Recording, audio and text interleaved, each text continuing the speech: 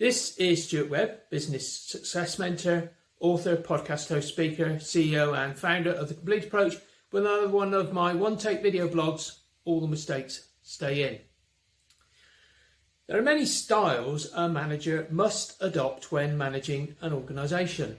Often there is a style which is the default, the one you feel most comfortable with, but all of the styles I subscribe to need to be in the kit bag, and often a situation, occasion or even a meeting requires one or more of these styles, and they need to be used appropriately. I've been helping managers and business leaders adopt these styles for many years, so I thought it would be useful to describe them. Using them is very much yours to learn at the right time in your business life. 5 most common leadership styles are Transformational Leadership, Delegative Leadership, Authoritative Leadership, Transactional Leadership and Participative Leadership.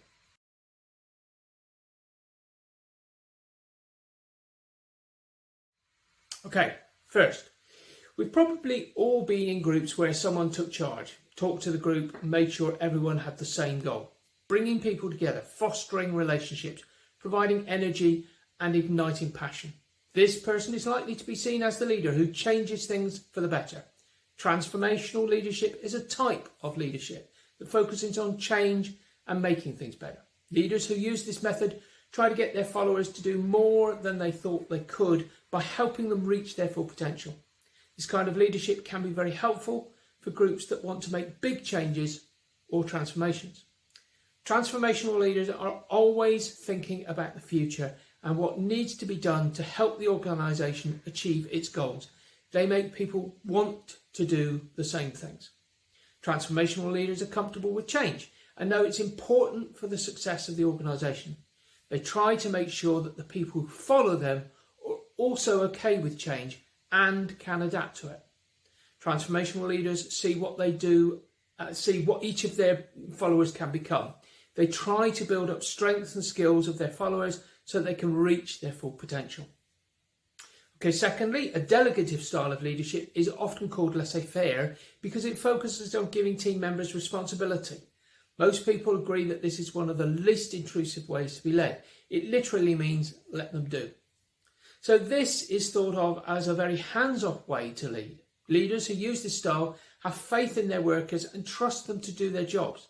They don't try to control everything or give too much feedback or direction. Instead, delegative leaders let their employees use their creativity, resources and experience to help them reach their goals.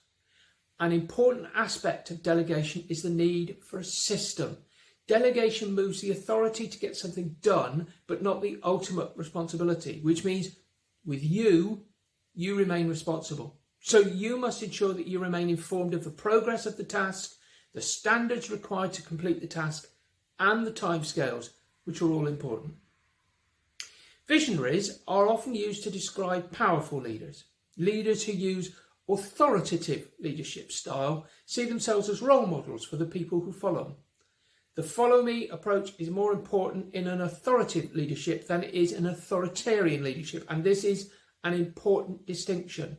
In this way, authoritative leaders show others the way and encourage them to follow. People tend to be motivated and inspired by leaders who act like they are in charge as they set the team's overall direction. They also guide, give feedback and inspire them. This makes you feel like you've done something good. A big part of being an authoritative leader is getting to know everyone on your team. I suggest at least once every 2 weeks to have a one-on-one meeting with each of the people who report to you. This lets a leader give advice and feedback on a more personal level, which helps each person do well. This means that people in charge need to be able to change, especially as the team grows. It's clear that an authoritative leadership style is very hands-on, but leaders need to be careful not to micromanage. This is a common trait of this style, which can be too much and make team members feel bad if it gets to that stage. So fourthly, a transactional leader, also called a managerial leadership, is a type of leadership that uses rewards and punishments to get people to do what you want them to do. This style of leadership puts a clear focus on structure, assuming that people may not be motivated enough to do their jobs otherwise. With this rewards-based system, a leader gives his or her team clear goals and tasks leaders also make it clear how to work with their teams and how they could get rewarded or punished. There are many kinds of rewards to remember. Not all involve money. In fact, most don't. So this is a give and take style of leadership. It's more focused on making sure that the routines and procedures are followed efficiently than on making big changes to an organisation. Finally, participative leadership is a style of leadership that encourages leaders to listen to their employees and include them in the decision-making process. It's also sometimes called democratic leadership. With this style of leadership, leaders must be open to everyone and have good communication skills and, most importantly, be able to share power and responsibility. When a leader uses a style of leadership called participative, it makes people feel that they're more likely to work together, making them accountable. This is often leading to a team working together to find problems and to come up with solutions instead of pointing fingers at specific people. Where teams are less centralised, this style of leadership has become harder to use. A style of leadership called participative is often linked to spontaneous, open and honest communication. When people work remotely or in virtual teams, it can be hard to keep up. People often like participatory leadership because it helps to build trust with employees. Putting them in charge of getting them to share their ideas on important issues shows just how valuable they are to the team. Okay, that's really it for today. Please comment and why not download everything you need to know about building your business in a single page by clicking on the link at https://link.thecompleteapproach.co.uk/1 page. What would you like to hear more about in the future?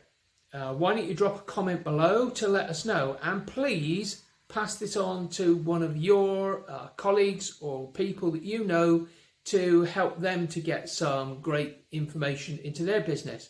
Subscribe and like our short videos, and please also share them with your friends and colleagues. Okay, that's it from me today. Thanks very much indeed.